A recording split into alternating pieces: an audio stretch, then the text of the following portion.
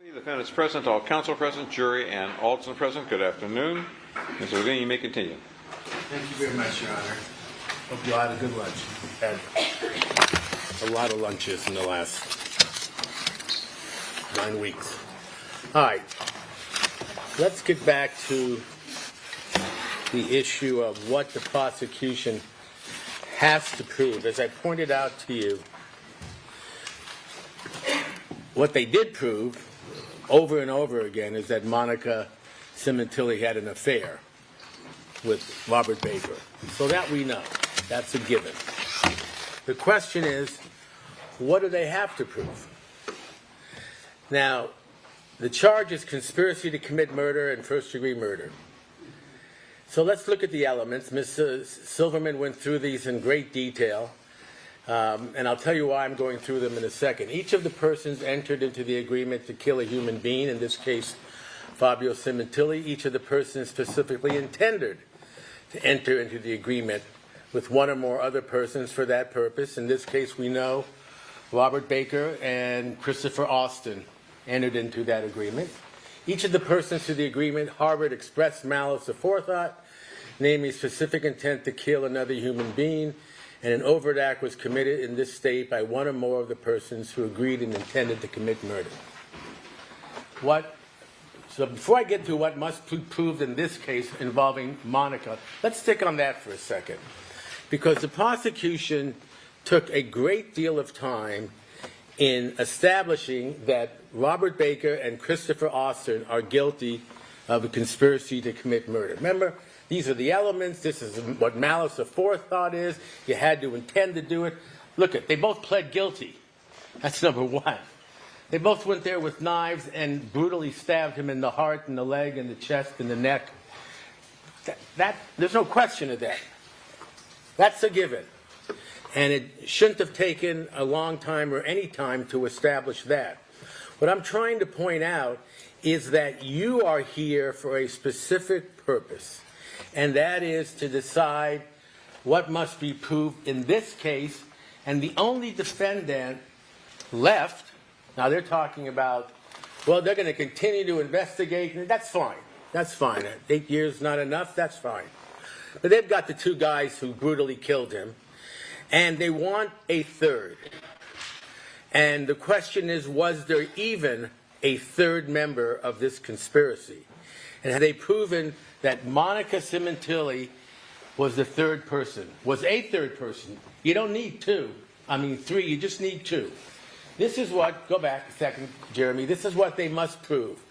One, Monica Sementilli entered into an agreement to kill her husband.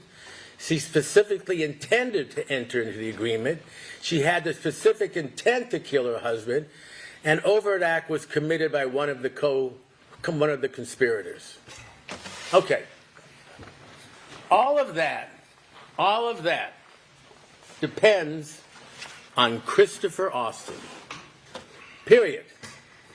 We have just discussed, and you will discuss, I assume, in the jury room, whether or not just establishing that Monica Sementilli had an affair, as explicit as it was, as terrible as it was, as betrayal as it was, all the adjectives you can use, she is guilty of that. The question is, was there a conspiracy to commit murder to kill her husband? We know Austin, we know Baker did that. Monica was not part of that, nor have they proven she is part of that. And I'll tell you why. Ms. Silverman said, you know, the evidence is so strong, you could even throw Christopher Austin out of the case and she'd still be guilty. Really? Really? They took, what has always bothered me about this case and about the testimony of Christopher Austin is that he got the deal of a lifetime, literally cutting the time that he was going to serve had he been convicted of what Baker was convicted of, intentional premeditated first-degree murder with special circumstances, life without the possibility of parole. Now he can be out in 15 years. It's a long time, but he's still a young man. How old is Mr. Austin now? 40s, I believe. So let's say he gets out in 55, 60. Has the rest of his life ahead of him. I don't know about you, I don't know about His Honor, but that's looking pretty good, the age of 60, having the rest of your life ahead of you, where I'm looking at. And it sure is looking good and looks good for Mr. Austin. And he made it clear. All he wanted was to be back with his family and his daughter. Now, he was presented and described a lot more sympathetically than I thought he should have been. Oh yeah, you know, I'm ashamed. I was thinking of committing suicide. He was so thinking of committing suicide that he went out, found a woman, married a woman, had a daughter, has a life. He was so intent on committing suicide, he got several jobs in law enforcement, the parole office. So he knows what the law is and what it isn't, what deals are, what deals aren't. He went about his life because Mr. Baker said, I will protect you. Trust me. Trust me. And Mr. Baker did. Whatever you can say about him, and there's not much, he is paying under the law for what he did. He entered a plea to the charges open. That means no deal, in front of His Honor, knowing what he was going to get, life without the possibility of parole, and indeed he got it. And don't let the prosecutor say again, well, she can say it. Don't you believe for a second that when he entered that plea, he was admitting that Monica Sementilli was involved? Oh yeah, the original charge is conspiracy to commit murder with Monica Sementilli. They didn't have Christopher Austin there yet when Baker was first charged. Remember, he was charged in 2017. Not Austin wasn't until 2024. The reason Christopher Austin entered a plea was because he had nothing else to do. And the reason Baker entered a plea is because he was not required to say under oath when he entered his plea and was sentenced that Monica Sementilli was part of the conspiracy. We have that plea transcript in the record.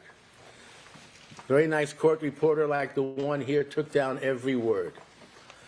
Mr. Baker, you understand the charge? Yes. Are you giving up your right to a trial? Yes. You have an attorney? Yes. Have you been told all your possible defenses? All the things that this great country requires be done in every criminal case, whether you're pleading guilty to petty theft or first-degree murder. And he waived all his rights. He knew what the sentence could be. He knew what it was going to be. Now, not once, when the prosecutor was taking the plea, that means, Mr. Baker, do you understand, as I just said? All she had to do was to say to him, and do you admit that when you committed this crime of conspiracy to commit murder, you did it with Monica Sementilli? Never said it. The judge could have asked at the request of the people, do you understand when you enter your plea to conspiracy to commit murder, you're entering a plea with conspiracy with Monica Sementilli to commit murder? Never asked. His plea was just as acceptable if his conspiracy was with Christopher Austin. And it was. Now, why didn't they ask Mr. Baker, who was asking for no deal, do you admit that you committed this crime with the intent to kill Fabio Sementilli, and you conspired with and carried it out with Monica Sementilli? Why didn't they ask that? I submit to you because his answer would have been no. Now, they could have refused to take his plea. They could have taken his plea. That states the law. That's sustained. All right, let's go back. That's fair. He was able to enter the plea without naming Monica Sementilli as his co-conspirator. But why wouldn't he do that? Why couldn't he have been asked that? He was taking the complete sentence. If he didn't enter his plea, he could go to trial, and the worst he would have gotten is first-degree murder, the same sentence, life without parole. He told you he could have gotten a deal according to his lawyer, and the prosecution never called his lawyer, which they could have for that purpose only, and say, did you in fact tell him you thought you could get him the same thing Mr. Austin ended up getting, which was second-degree murder, 15 to life? They didn't do that. He could have gotten the same deal. And I submit to you, he did not, because it wasn't true. Now, do I think Mr. Baker is a modicum of honesty and so forth? No, of course not. Of course not. And it had been 2 or 3 years since Monica Sementilli had had anything to do with him. If you remember, all the things you heard happened in 2018-19. She finally broke it totally off. And I submit to you, because it was clear at that point that he killed her husband.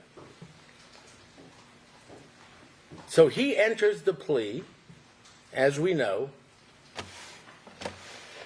and we go to see him. I'll get back to Mr. Austin in a second. And we go to see him. Why? Because now that he has entered a plea and been sentenced to life without parole, he no longer has a Fifth Amendment right. He can't say, I don't want to answer the question because it will incriminate me. Of course it incriminates him. He admitted to murder. We needed to know what the truth was about what happened that day, that week, as long as this was going on. So yes, we did our job. We first asked permission, as you know, of the court and of Mr. Baker's attorney, permission to go and visit with him the county jail and to ask him what the hell happened. He could have said anything he wanted at that point. But what he said, and what he said under oath, which he said meant something to him, you can believe that or not, but I'll get to that, was that she had nothing to do with it. And you know what else he said originally?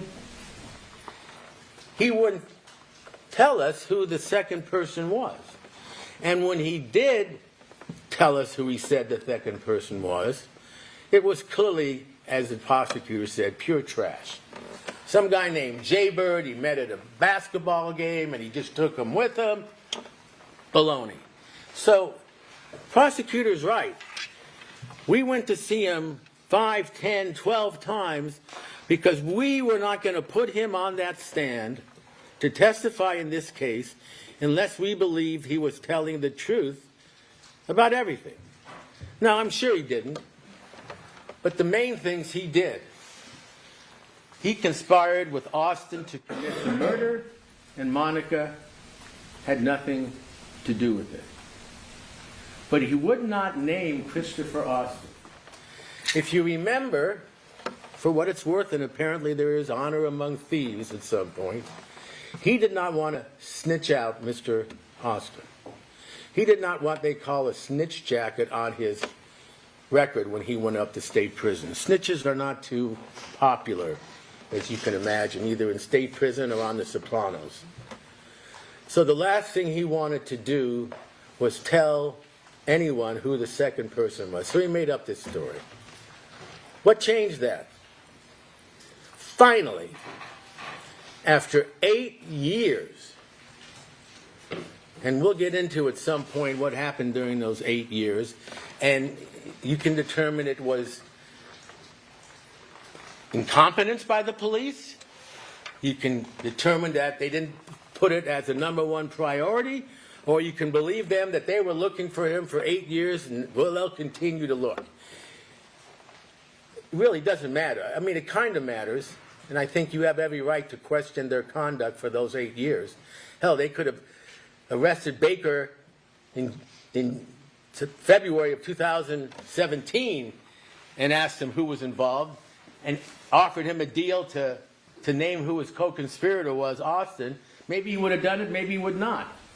They left Austin on the street for 8 years. They left Baker on the street for 4 years and had the nerve to claim that Monica put her children in danger by not getting a new DVR.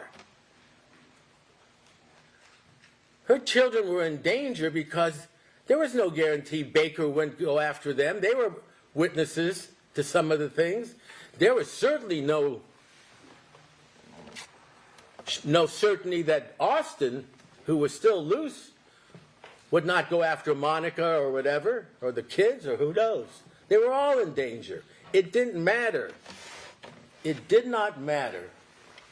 I shouldn't say that. It wouldn't matter to LAPD if Monica or the kids were roughed up or killed. But I'll tell you what did matter more. Monica. For some reason, and Ms. Silverman can explain it or not, beyond just wanting to catch murderers who are responsible for murder, they wanted her. And that's why they spent those 4 months trying to find anything they could, anything, and found nothing more than lurid conduct, which they were more than happy to put up on the screen and up on the Elmo and testify to. And that was it. They knew about Austin. They knew he had flown down. They knew from the records that he had had all these phone calls with Baker back and forth. And by the way, not one phone call between Austin and Monica. Not one.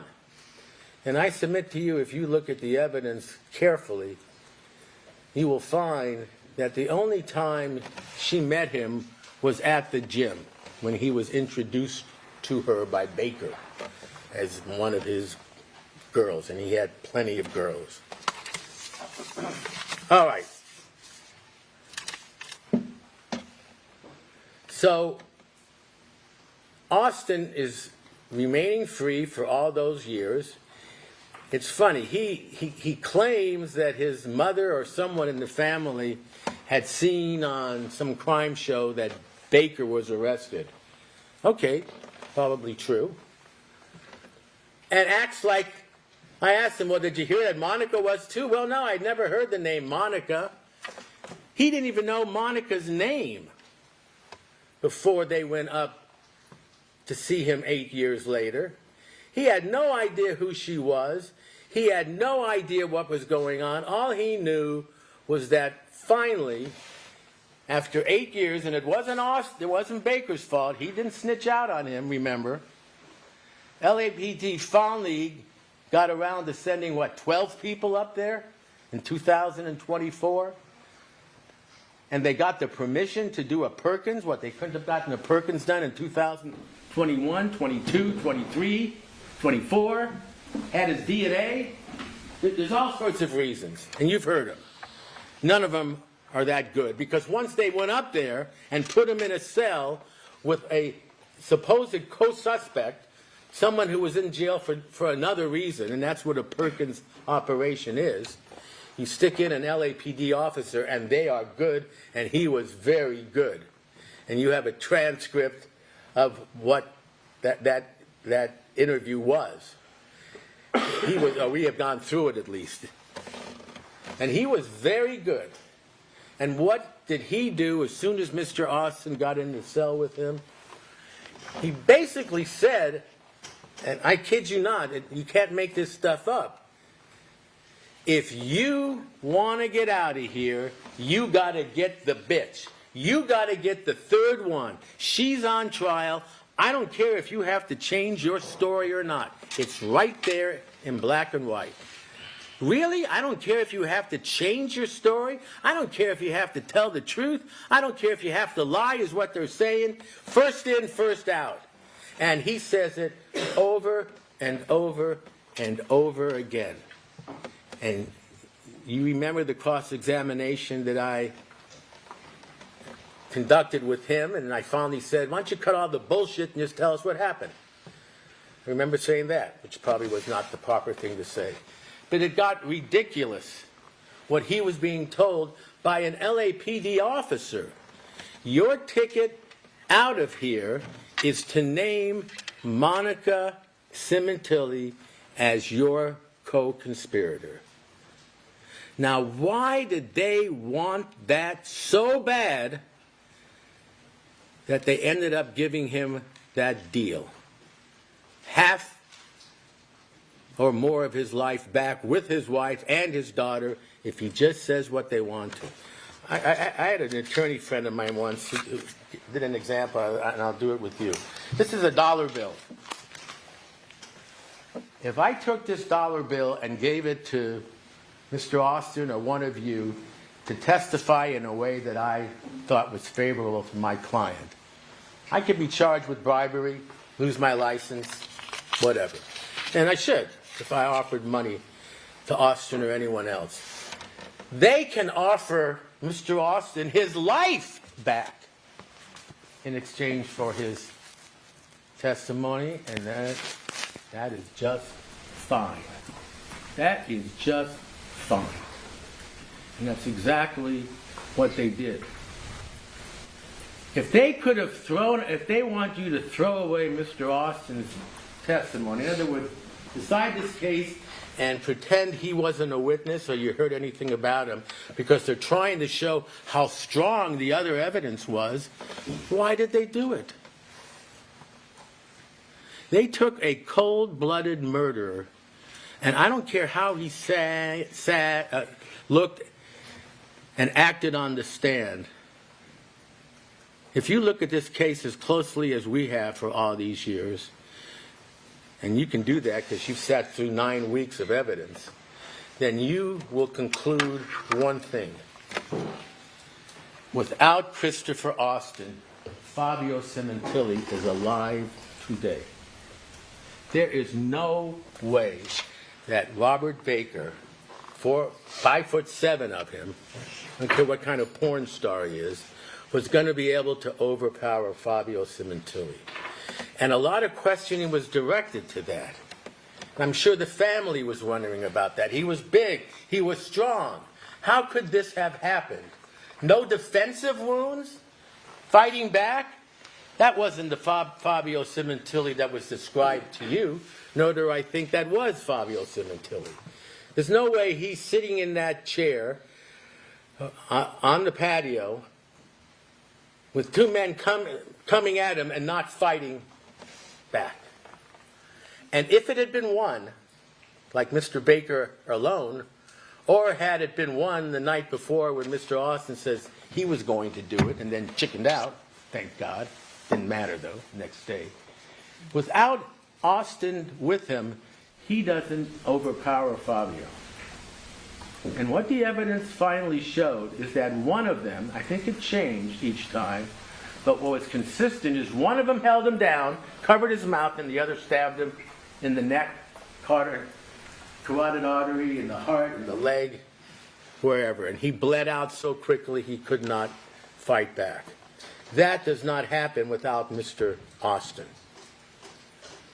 And yet he's sitting in some prison now thinking, wow, they gave me second-degree murder for that, and all I had to do was say she was involved. You should take his testimony and throw it out, like they said. But if you do that, you will find, as we will go through the rest of this closing argument, that all the other evidence was circumstantial, as we said. And all of the other evidence in apps and crypts and deleting and all this was just as consistent with Monica trying to cover up the affair as it would be with Monica trying to cover up a murder. If she was so smart, so conniving, and Baker was too, although the prosecutor called him dumb, and yeah, he was dumb. He was streetwise dumb. He was dumb enough to convince 5 women to marry him, have sex and live with a 14-year-old and basically marry her when she got older. He had something. Wasn't good, wasn't healthy, but he had something that enabled him to control people. But without Austin, all they had was this circumstantial evidence that looks good after you tell the witnesses she did it ahead of time, just the opposite of what you're going to do, which is presume she's innocent and then decide, not presume she's guilty and try to fit all the evidence into that.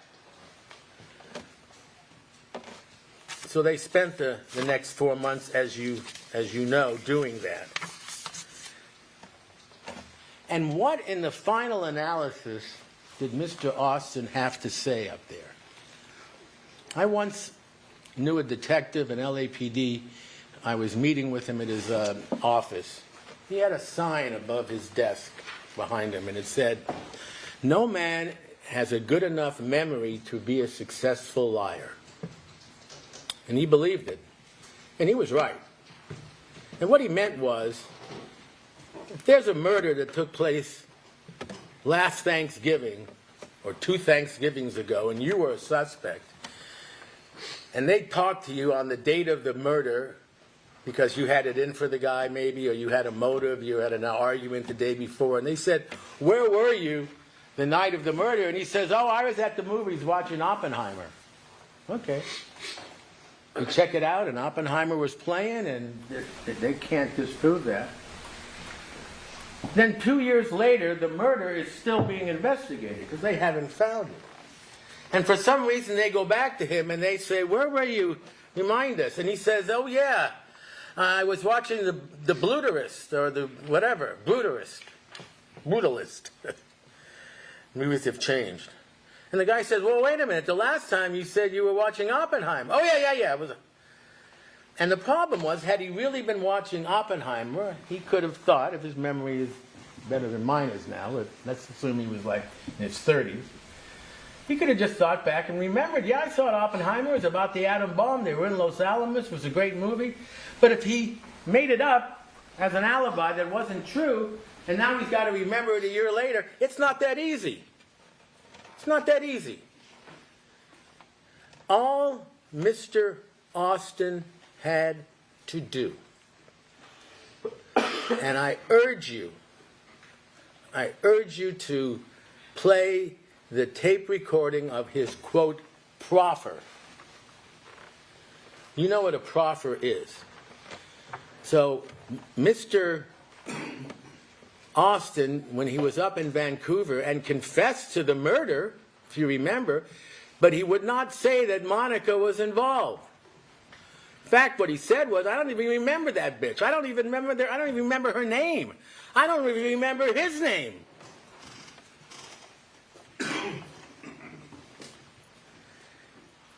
And at some point, and it's in the record because there was cross-examination by Ms. Stagel and Ms. Burke, he asks the DA who flies up there. Ms. Stagel flies up there. And he basically says, "If I tell you what you want to hear, will I go home today and honestly," because she's honest and ethical, and she couldn't say yes, she said no. And he said, "Fine, I want to see a lawyer." Now, they brought him down to L.A., and what did they do? He was clearly guilty of first-degree murder, conspiracy to commit first-degree murder. They charged him with second-degree murder. He was charged with second-degree murder before he had the deal. They got permission to do that. How? He should have been charged with first-degree murder and then if you testify truthfully, we'll consider giving you second degree. No, it was, you've got second degree. All you've got to do, there was 2 words up there. Can we find the, there it is. Boy, he's good. The district attorney, Miss Silverman, and Miss Stagel was there, and one of the detectives. They made it clear to him and Mr. Aval, who was a very good lawyer. I mean, his job is to defend his client to the best of his ability. His job is not to do anything other than help his client. And his client was Christopher Austin. So, Austin was told up front. Now, he got to meet with his attorney before and after the proffer, and you can imagine what happened there. But he was told, you will get the offer, the deal, second degree, 15 to life, where you're out in 15 years as opposed to life without parole. But you've got to be truthful. Okay, that's fair. And the evidence has to be valuable. What, $10? Worth $20? Worth $100? No. You know what valuable meant then and what it means now. It had to be valuable to our case. And the only thing we don't have in our case, Mr. Aval clearly knew, his lawyer, was the connection to the conspiracy of Monica Sementilli. All they had was circumstantial evidence, meaning she was having an affair. And she was communicating with them all the time on Viber and WhatsApp.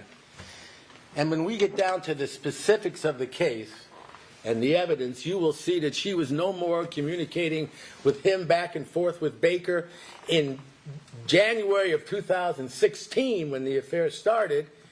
And there was no idea at that point to murder anyone, let alone Fabio. And it was the same amount of time that she was doing it in January of 2017. And they wanted you to believe, oh my God, look how many calls they had back and forth, right around the time of the murder, and it was the same amount of calls they've been having throughout their affair. Even long before anyone claimed, even the prosecution, that there was a plot to kill Fabio Sementilli. So, how does Mr. Austin give them valuable evidence? Well, he meets with his lawyer meets with the prosecution. Somehow the prosecution's convinced that he can do it because they go on with the proffer. The proffer is simply, we're going to interview you with a tape recording and a camera, which is fine. And he made a big deal. Why did Mr. Dawson do that? Well, I'll get to that, because he wasn't allowed to. Oh, he could have gotten a court order. Did you hear the prosecution put on any evidence that the court could have ordered them to have us tape record our interviews with Mr. Baker? No, that's a separate issue. This was tape recorded. I urge you to play some or all of it. You got the transcript of it. And now it's clear, and they tell him, we're going to interview you, and you've got to be truthful and valuable. Well, valuable meant you have got to connect Monica Sementilli to Robert Baker and this conspiracy. Now, how do you do that if it's not true? And I submit to you, it's not true, and it's not been proven true, and it won't be proven true. And she is not guilty because of it. Guilty of a lot of things, but not that. Well, I guess he could make up that I met with her. First he tried to make up that he met with her in Las Vegas. And you remember, and then he couldn't get it straight. And finally, all they could show is that he was in Las Vegas at the same time that Baker was in Las Vegas with Monica. But they never put them together. I don't know how many Las Vegas police officers they had roaming the elevators. Hell, they probably had cameras in the elevators, just trying to show them together. You know what you got up on the screen? My team is, I know, is mad at me because I have all these slides, and we'll get to them at some point. We put a lot of lot of effort into it. But I prefer just talking to you first. You know what they showed? They showed a video of Monica checking in at the lobby. There was no, with Baker, there was no Austin around. They didn't have one shred of evidence that he had met Monica in Las Vegas. And if you listen to that proffer, they try to get there so many different ways, and finally they got to accept the fact he can't say that. Because it's not true. He can't remember that. It's hard to remember things that aren't true, like that police officer said. So we give up with that. Then they supposedly conspired in December, and they showed him a knife, and a big knife, to see if he was going to back away or not. And then they talked about, oh, let's use a gun, or should we use a knife, or which. But all of this likely happened between Austin and Baker. I mean, that's true. We know they conspired. They ended up going up there and killing the guy. And maybe Birdsong was involved, maybe he wasn't. There's another mysterious figure out here. He didn't testify. Okay. So you're left with Austin. Austin and Baker. Baker testified, Austin, and he did it. Monica had nothing to do with it. So they're stuck with Austin. You know what they end up with? And they basically tell him what to say with leading questions. And I'll get to that. They end up with Austin claiming that he was on three-way calls with Baker and Birdsong when they were planning to kill Fabio.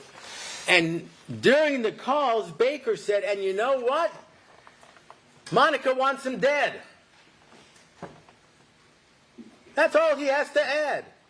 And I remember he called up another time and said, Monica says we can do it now. Monica says this. Monica says that. He never spoke to Monica once. He met her once at gym.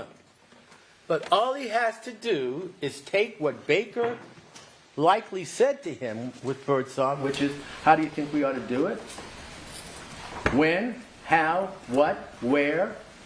And all he has to add is, and Baker said Monica wanted it done. Period. You will see that the prosecution has not introduced, among all their experts and all their records, any evidence that Baker and Birdsong and Austin had a three-way call, let alone Baker, Austin, and Monica. Not even Austin says that. Where are all these three-way calls? You ask the prosecution, you can't ask them, but they have a chance to respond to me. Where's the evidence of three-way calls between Austin, Baker, and Birdsong? And you know what happened? If you look at the transcript, if you play the tape back of the proffer, at one point Mr. Austin is asked by Ms. Silverman, so did you have any three-way calls about the murder?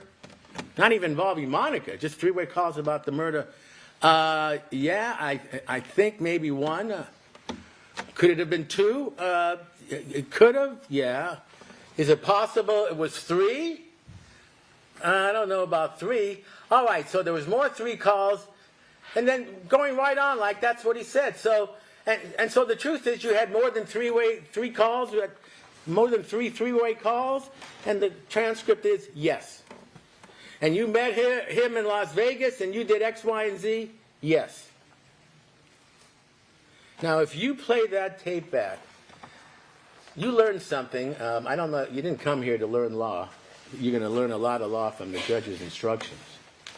But I hope you learned what a leading question is, because there were a lot of objections, and the court ruled on them. Leading question is, if I turn to Mr. Jones and say, what's your name?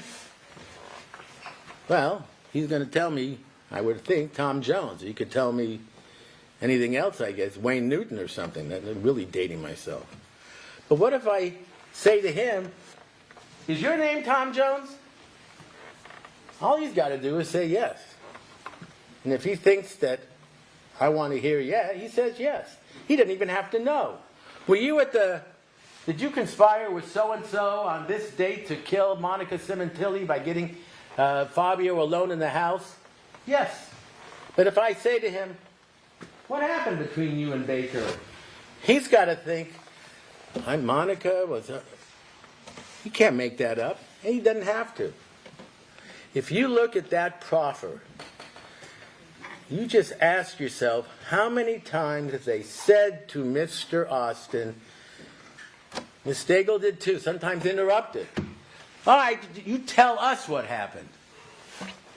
He doesn't know shit. Until they say, and what happened is you had a three-way call and then Baker said that they needed Monica dead, and isn't that right? And he says yes. I guarantee you 90% of his answers are yes. Not what happened, but yes. And one time he couldn't even get that right. As I said, did you have him? How many three-way calls? One, maybe. Well, okay, that's the answer, right? One, maybe. Why does the next question have to be? Could it have been two? Because they want a conspiracy going on. One call's not really good enough. Well, maybe. Could it have been three? Oh, yeah. Yeah, it could have been possibly three.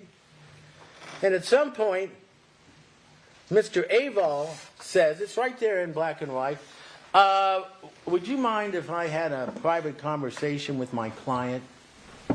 Because he's not saying yes enough. He's not saying what they need to hear. And what they need to hear is that she was an active part, a knowing part of the conspiracy. Because they can't prove it without. And if they say they could, then ask them again. Why did you give this guy the deal of the century if you could prove it without him? Prove it without him, get her convicted, and convict him of what he did.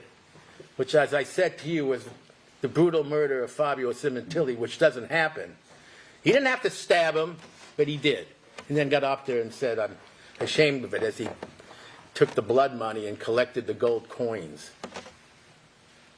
So Mr. Aval, getting back to the record, may I speak with my client secretly or in private? Private. Of course, which that's fair. He goes, and then the record shows a half hour later they're back in front of the DA.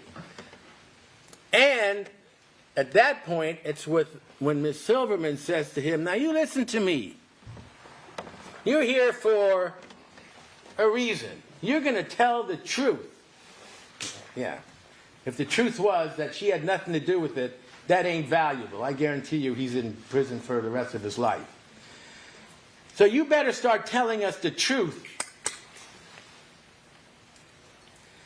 Because I'm not wasting my time with you. It's right there.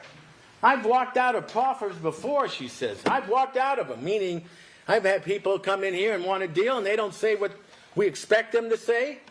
I'm not saying that she's asking him to lie. I'm saying that his attorney told him ahead of time what to say and he couldn't remember because it wasn't true.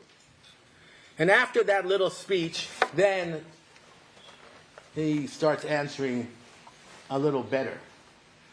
But he is all over the place. How many knives did you have? We went to Walmart the day of, he talks about the night before, and I'll get to that. All right, you went to Walmart, why? Baker had to buy a knife. I thought Baker had a knife. Yeah, he had a knife. What kind? Oh, it was how many hunting knives did they describe? I got mixed up. Hunting knife with this and that. Everything was a hunting knife. So what happened? Well, he had to buy another knife. Okay. So he went to Walmart and he bought a knife. Fine. Then Miss Silverman digs up a knife with a serrated edge that was found in the Mustang that Mr. Baker and Monica Sementilli were in when they were arrested. Wow. Knife in the car? June 2017? Boom! Murder weapon, we'll take it to the coroner, we'll show it to him. He'll say, yeah, this could have been used as the knife that killed him. Wow, we found the murder weapon. It wasn't even close. Because Detective Gable, a year later, well, not even a year later, at the time, I believe, testified at the grand jury, which was weeks after the arrest. Did you ever recover the murder weapon? And he says, no. Okay, from that point on, for the next 6 years, the agreement was, the truth was, the conclusion was of LAPD that they never recovered the murder weapon. Why? Because it was thrown away and buried by Mr. Austin. Oh, they went out to look for it 8 years later. And Baker said he threw the weapon away. I'll say, okay, they got a knife that was in the car, has nothing to do with the murder. But during the proffer, Mr. Silverman gets the idea, let me show him the knife. The knife we know was not used, according to Detective Gable. And what does he say? Yeah, that's the knife. Hey, that's it. Bullshit. I'm sorry. That was no more the knife than a little nail file was the knife. But now he's got a problem. Where'd that knife come from? You said they only bought one knife at Walmart. Oh, no, they bought 2 knives. Read it. You can't make this stuff up. Now it's 2 knives they bought. And for the prosecution, that's just fine. That is just fine. So he goes on with his proffer, and he says nothing more than Baker told him on the phone that Monica told him that she wanted him dead and was doing it for insurance money. That's all he's got to say. Baker denies that happened, that she was ever involved. So what? You're going to believe Austin over Baker, right? I'm not sure why you would. I'm not sure why you would believe either one of them. They're 2 murderers. But one of them is doing the rest of his life in state prison without parole. That's where he belongs. The other one will be on the streets in 15 years when he's in his 50s. That's where he does not belong. The only difference is one of them was willing to say she was involved and the other one wasn't. That's the only difference.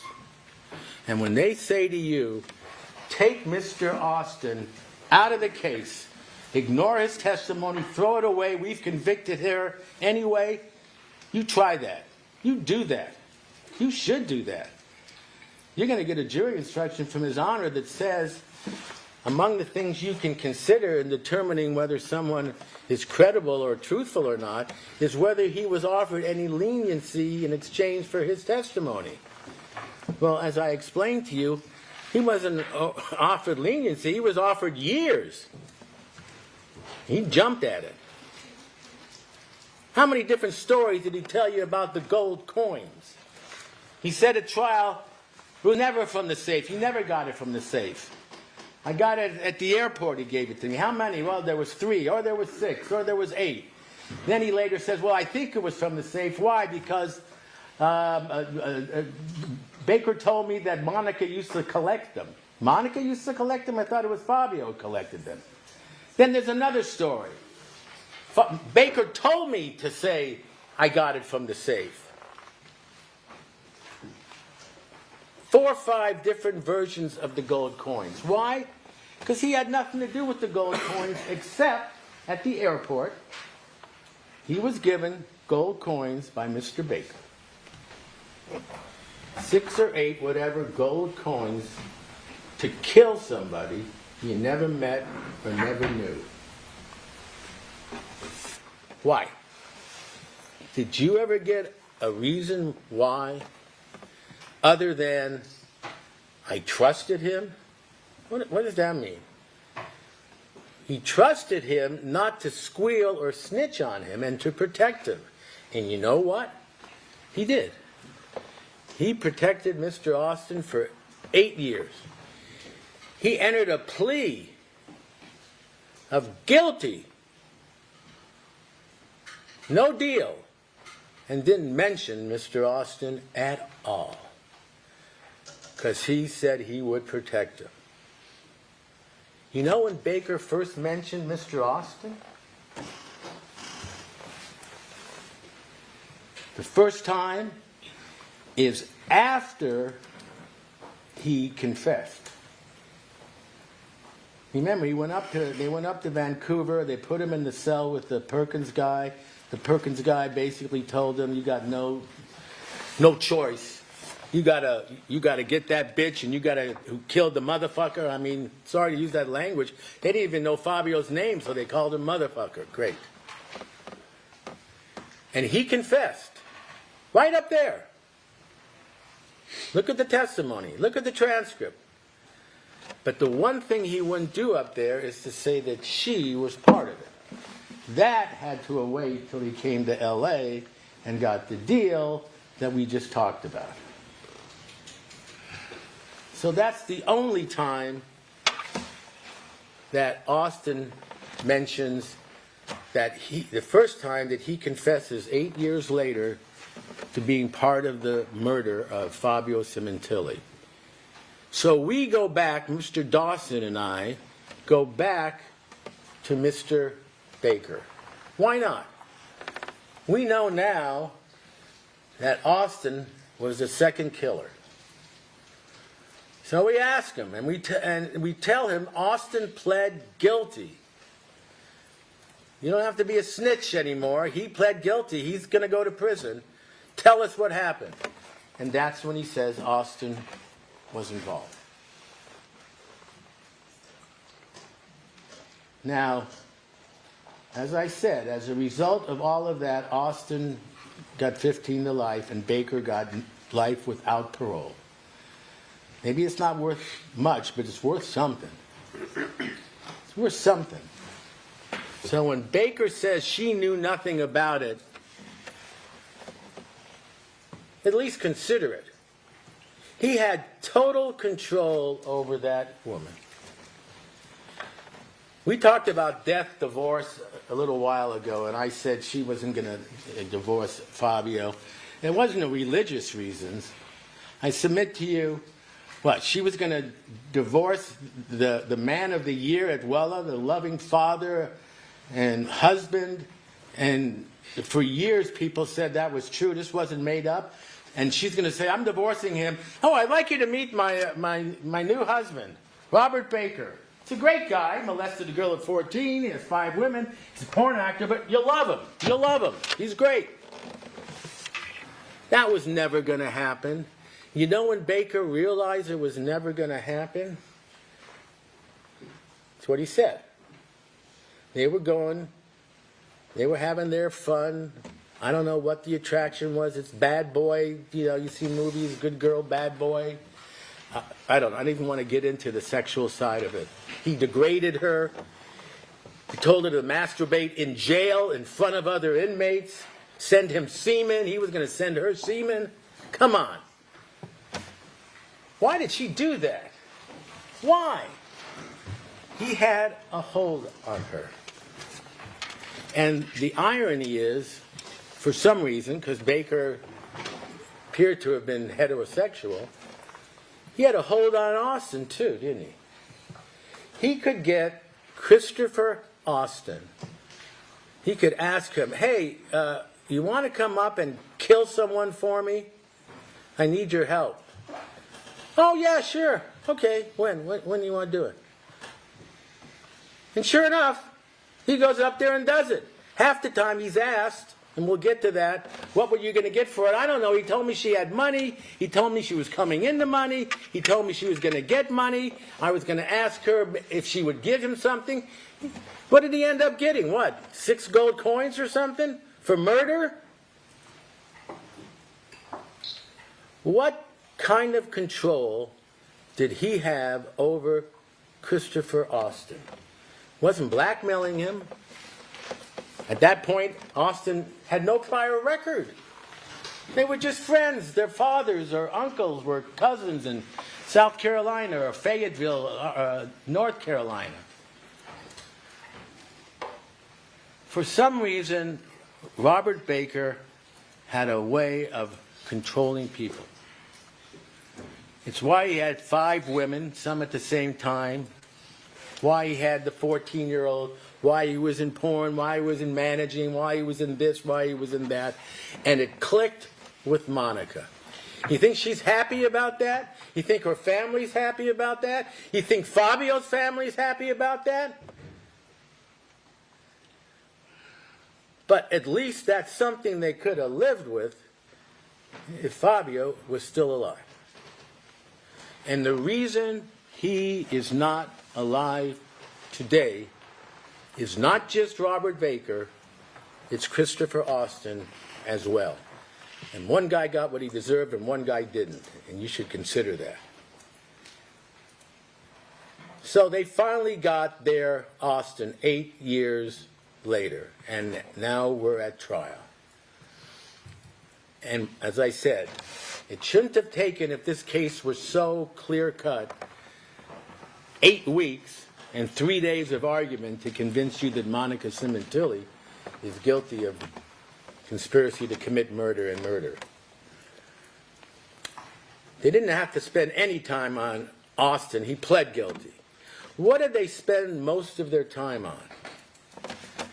The phone records, the phone calls, the deletions, the WhatsApp, the Viber, all these things that they say is proof beyond a reasonable doubt, mind you, that she's guilty of murder. All they show is she desperately did not want someone to find out that she was having an affair with this lowlife. She didn't want to kill her husband. She was happy the way it was. The affair was secret. She was living a double life for a whole year and 2 months. Nobody knew about it. Traveling to Vegas wherever they went. Whatever you think about that, and I'm sure it's not much, it was working. But it wasn't working for Baker. It wasn't working for Baker. And he saw after that Christmas holiday in 2016, December, he saw that she's with the family. When she has a choice, she's with the family and I'm here alone. Because most of the time that she was seeing Baker, it seems clear from the evidence, was when he was on trips. And he went on trips a lot. And they made a big deal out of the fact that she was sending Baker his itinerary. Well, why not? The plan wasn't to kill him overseas or in Canada. She sent it to him so they could get together and have sex and make videos. Oops. And drop thermoses. They could do anything. Anything they wanted. Because nobody knew. And the only one who suspected was Deborah Obed. We got to hand it to her. You know what she figured out? Last week, Monica was in her sweats and tennis shoes at the gym. The next time I saw her, she was in a bridal gown or something. Something's changed. She went to the hairstylist. She got new clothes. She figured it out. And if she had had the, not guts, but she didn't want to ruin a friendship and go to her and say, "You having an affair with this guy?" Even after the murder. She should have, and eventually she did. And she was mad, and she testified that way before the grand jury, and she got up here and then told you the truth. With all of this, she doesn't believe she killed her husband. Just like the 2 girls don't. And the people who do are the people who were told, first of all, who were closest to Fabio, and second, were told by the police from the very beginning, "We got her. We got her. She did it. She had Fabio killed. And you can imagine, again, what you'd be thinking if you were related to him or you worked with him, especially considering the kind of person he was. Now, there's several more things to go over because the prosecution is going to go back to all the records that show the phone calls and so forth, and that's proof that they were having an affair. I submit to you it was proof that he had an obsession with her and she had an obsession with him. And whether or not he put a tracker on the car or not, I mean, why did we put it in the report? That's what he said. But even if you look at the pings that they had sometime, he was constantly in that area. He lived in that area, really. He was obsessed with her. That's why he was at Target that day. He had to know where she was every single day. And if he was gone, at work or whatever, you can bet they got together. The girls were at school, Bella was working, Jessica was at school, or vice versa. And they got together, and yes, they had the affair. And that's what those phone records really show. The same volume of calls as before they say there was a conspiracy to kill, as after they say. You look at those records, and we'll show them to you. Another thing that bothered me a little bit by the prosecution's opening argument. They said, as I recall, Monica kept calling and asking about the insurance. And I explained to you that when she was doing it, and no one thought she was anything more than a grieving widow who had kids to raise and was concerned and needed money because they had a mortgage and all the rest, and she didn't have a living. They thought there was nothing wrong with that, and after they were told she killed him, then suddenly she was harassing us and calling us all the time and wouldn't leave us alone. You have the tape recordings, as I said, of all the calls to Parshall. They only last about 15 minutes. You have a transcript of each one. Play them all. And you tell me if that sounds like a woman who's only interested in money or is interested in what happened to her husband and who killed him, and when do my daughters going to get their life insurance? I understand you can't give it to me. Can you give it to them? You think they killed their father? Well, we're on a new lead. We're on a new thing. You know, she's accused of lying all the time. We'll get to that and see what she lied about. You know who lied all the time? LAPD. Every single time we're on a lead, we check the DNA. It came back to Fabio. We're going to find out. And she's supposed to be asking about that because Baker needs to know if they identified him. Well, Baker would know if they identified him. They'd arrest him. Did he ever think that they would identify him and not arrest him because they weren't happy with enough evidence they had on her? And leave a known killer on the streets for 4 months? I'm sorry, that's not the way preserve and protect is supposed to be. It sounds to me like accuse and arrest. And it's exactly what they did. And when 4 months went by and they had nothing more on her than more lurid photographs of her coming out of a bar and crying at a hotel and so forth and so on, then they finally said, all right, we're going to send her an email. And it's going to say or suggest and then say, you've been cleared. You've been cleared.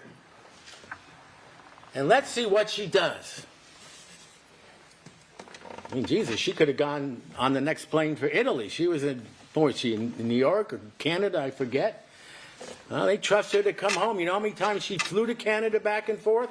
Knowing Robert Baker, according to them, was a murderer, and knowing his DNA was all over the place?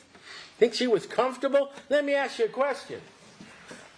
You're smart. She's smart. That's what they're saying. Smart enough to connive and have a conspiracy to kill Baker that was Fabio that was really spelled out. What do you do if you and your lover, who nobody really knows about except the gym people, conspire to kill your husband, and he does it, but he cuts his finger while he's doing it? What do? I got an idea. Invite him to the house where nobody knows him, and we'll see his finger cut. That's what you do.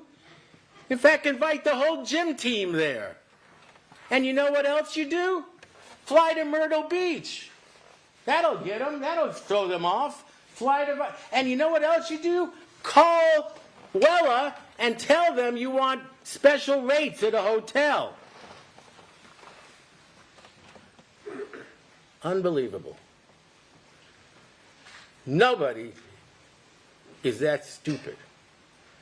And somebody who's supposed to be smart enough with her lover to conspire through this whole plan with the tight window and all the things, and we'll get to that, to kill, and then the killing goes off. I don't know about you, but when I watch Law and Order, what they decide to do, we better not communicate for a few months at least. Don't call me, I won't call you. Let's wait till they clear you and get the insurance, and then we'll fly to Scheherazade or something. They start up almost a week or two after, and go to Myrtle Beach with excuses, and go out karaoke, and sending text messages home to her daughter.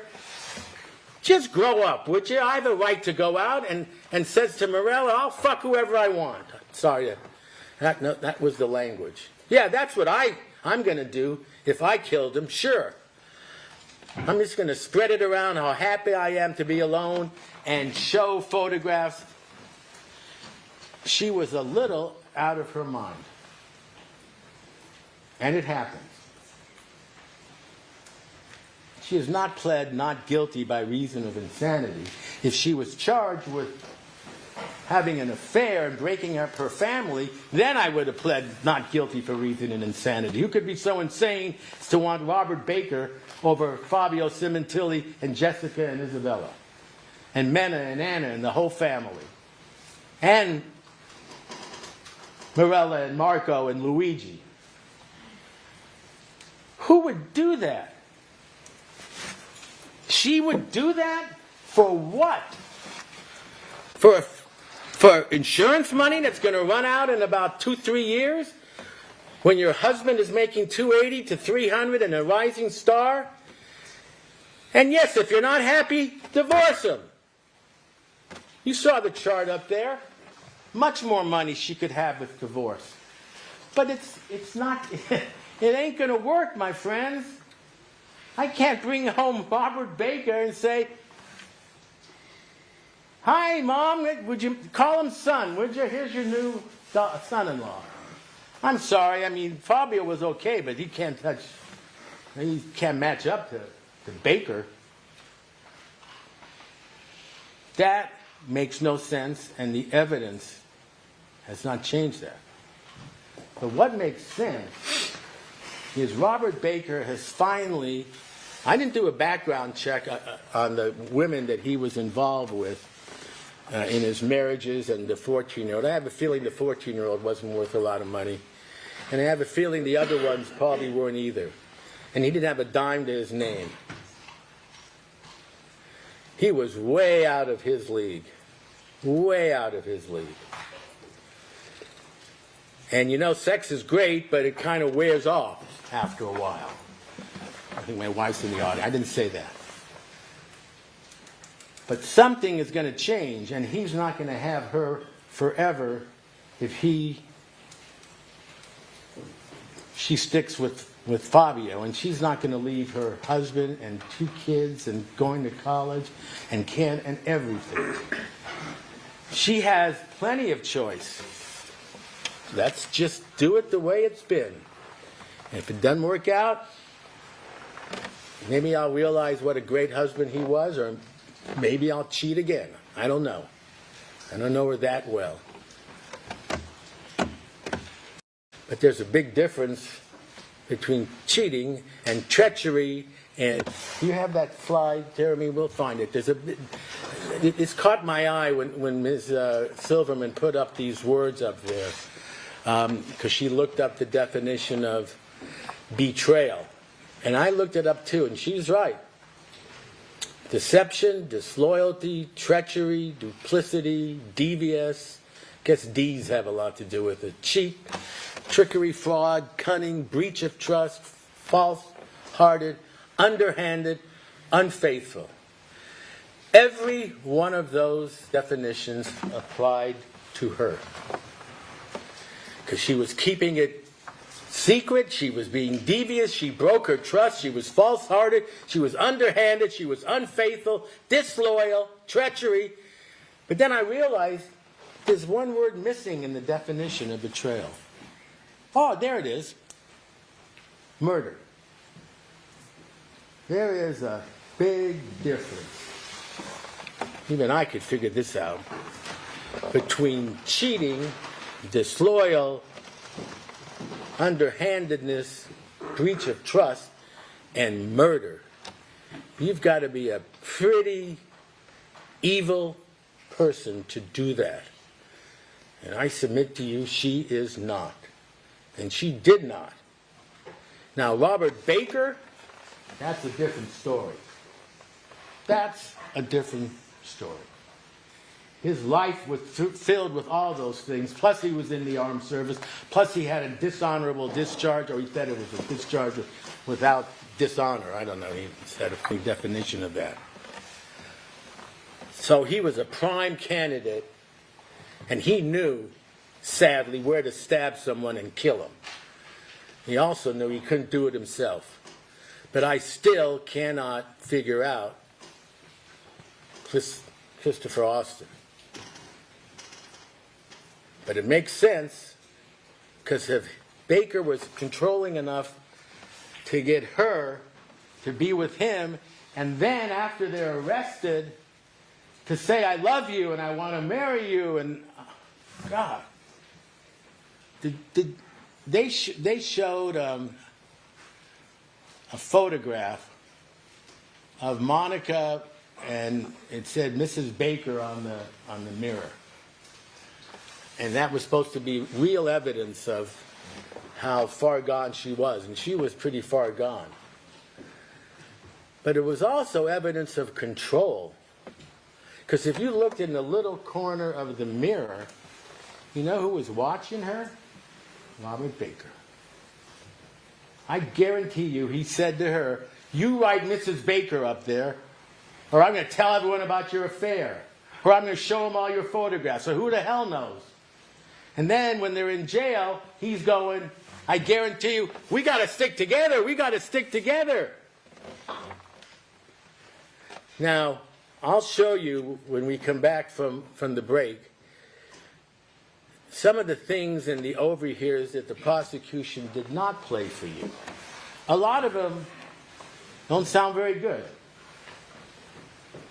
That's what happens when you just fall head over heels and now you're in prison, and the only one you can depend on, you think, is your lover, and he's telling you, I had nothing to do with it, and if I have to, I'll say I did it. They left out that he said, I'll say I did it even though I didn't.